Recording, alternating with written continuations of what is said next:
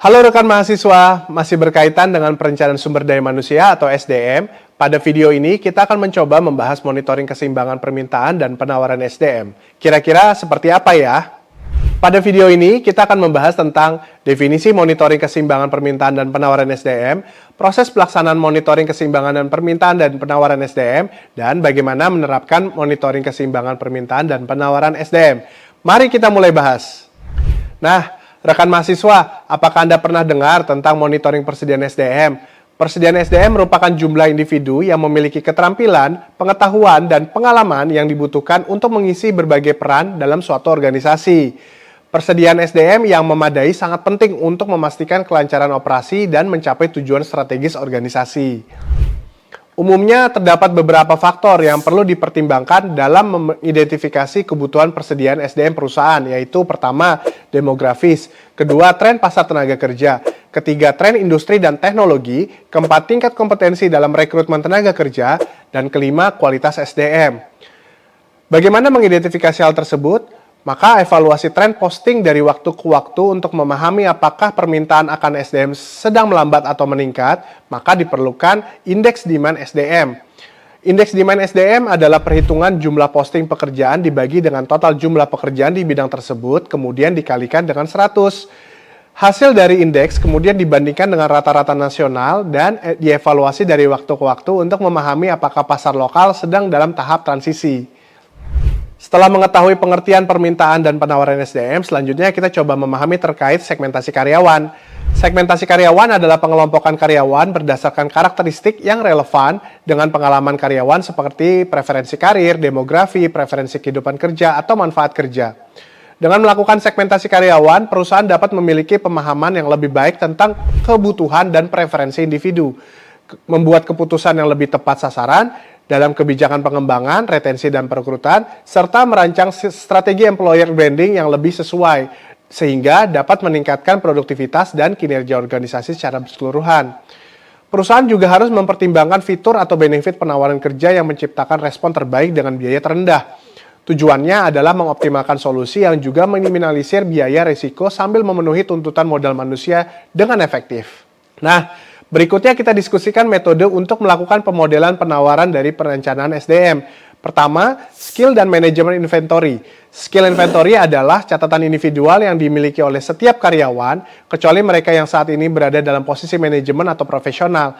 Pada umumnya, skill inventory berisi informasi untuk setiap individu mengenai bidang-bidang seperti berikut. Pertama, personal information, yaitu nama, nomor karyawan, klasifikasi pekerjaan, pita kompensasi, pemberitahuan darurat, dan nomor telepon. Kedua adalah education training dan skill kompetensi, yaitu sertifikat, lisensi, dan ijazah atau gelar yang diperoleh, termasuk bidang spesialisasinya. Ketiga adalah work history, yaitu tanggal perekrutan dan pekerjaan saat ini dan supervisor dan pekerjaan sebelumnya yang dipegang dalam organisasi dan tanggal terkait dengannya.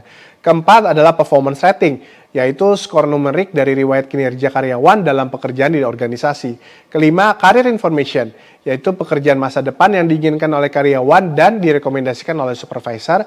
Dan keenam adalah hobi dan interest, termasuk asosiasi komunitas, sukarelawan, dan kesediaan untuk pindah. Selanjutnya adalah manajemen inventory. Dapat dianggap sebagai inventaris keterampilan yang disempurnakan karena inventaris tersebut berisi semua informasi yang lebih dalam seperti pertama, riwayat pekerjaan manajemen atau profesional yang dimiliki. Kedua, catatan kursus pelatihan manajemen atau profesional dan tanggal penyelesaiannya. Ketiga, akuntabilitas utama untuk pekerjaan saat ini. Keempat, pusat penilaian dan data penilaian, dan kelima, keanggotaan asosiasi profesional dan industri.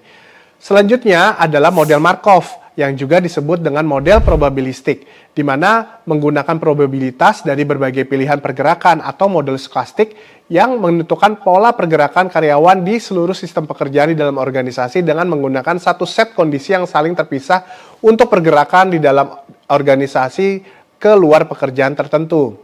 Analisis Markov menghasilkan serangkaian matriks yang merinci berbagai pola pergerakan dari berbagai macam pekerjaan organisasi. Ada 5 kondisi yang saling terpisah di mana seorang karyawan dapat berada. Pertama, tetap dalam pekerjaan saat ini. Kedua, bisa dipromosikan ke pekerjaan klasifikasi yang lebih tinggi. Ketiga, pemindahan lateral ke pekerjaan dengan tingkat klasifikasi yang sama. Keempat, keluar dari pekerjaan, misalnya pemutusan hubungan kerja, keluar secara sukarela oleh karyawan, dan kelima, penurunan jabatan yang relatif jarang terjadi. Ada 3 langkah utama dalam menggunakan model Markov. Pertama, kumpulkan data historis mengenai tingkat mobilitas antar pekerjaan dalam organisasi. Kedua, berdasarkan dari data-data tersebut, kembangkan matriks untuk meramalkan pergerakan di masa depan antar pekerjaan. Ketiga, menggunakan perakiraan model untuk menganalisis kebijakan-kebijakan program SDM dan memicu langkah-langkah adaptif yang diperlukan. Menarik ya rekan mahasiswa. Selanjutnya adalah linear programming dan simulation. Program linear adalah prosedur atau model matematis yang sering digunakan dalam menganalisis proyek di bidang engineering dan bisnis. Dalam konteks perencanaan SDM, metode linear programming dapat digunakan untuk memproyeksikan dan memantau pasokan tenaga kerja dengan mempertimbangkan hasil optimal dalam pengelolaan staf dan sambil memperhitungkan berbagai kendala seperti biaya tenaga kerja. Salah satu keunggulan utama dari program linear adalah kemampuannya untuk memasukkan berbagai kondisi dan preferensi ke dalam persamaan sebagai perbandingan di antara karyawan internal dan eksternal. Dengan menggunakan model ini, kita dapat menentukan campuran pasokan karyawan yang paling optimal untuk organisasi.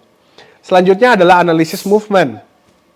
Movement analysis ini merupakan teknik yang digunakan untuk menganalisis efek rantai atau ripple effect pada promosi pekerjaan atau kehilangan pekerjaan pada pergerakan karyawan lain di dalam sebuah organisasi. Jumlah total pergerakan karyawan selalu lebih besar atau setidaknya sama dengan jumlah posisi kosong yang harus diisi. Jika hanya bergantung pada perekrutan dari luar organisasi, jumlah posisi kosong harusnya diisi sama dengan jumlah karyawan baru yang direkrut oleh organisasi, karena tidak ada promosi internal yang dilakukan oleh karyawan saat ini untuk menggantikan kehilangan tersebut. Selanjutnya adalah vacancy model atau model vakansi yang menganalisis aliran modal manusia di seluruh organisasi dengan memeriksa masukan atau luaran di setiap tingkat hierarki atau tingkat kompensasi. Model vakansi telah terbukti memiliki kapasitas prediktif yang lebih baik daripada model Markov dalam periode pendek maupun panjang, meskipun kerangka waktu umum model ini adalah 1 tahun ke depan. Beberapa cara untuk mengatasi kelebihan atau kesenjangan antara permintaan dan pasokan SDM yaitu pertama, upaya retensi, kedua, melakukan outsourcing, ketiga adalah pelatihan dan pengembangan, dan keempat adalah otomisasi. Bagaimana rekan mahasiswa? Apakah Anda tertarik untuk memonitoring permintaan dan penawaran SDM dalam perusahaan Anda?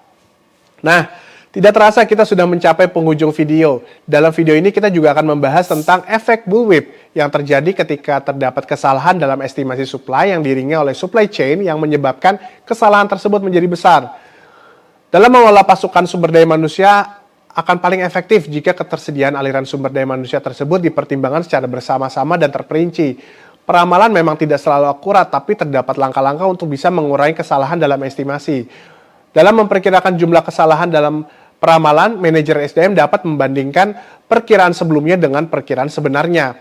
Selanjutnya, manajer SDM juga dapat mengambil rata-rata tingkat kesalahan selama beberapa tahun, dan manajer SDM dapat memeriksa dampak kesalahan dari kedua arah. Sekian untuk video kali ini, semoga materi dalam video ini dapat bermanfaat. Sampai jumpa pada video lainnya.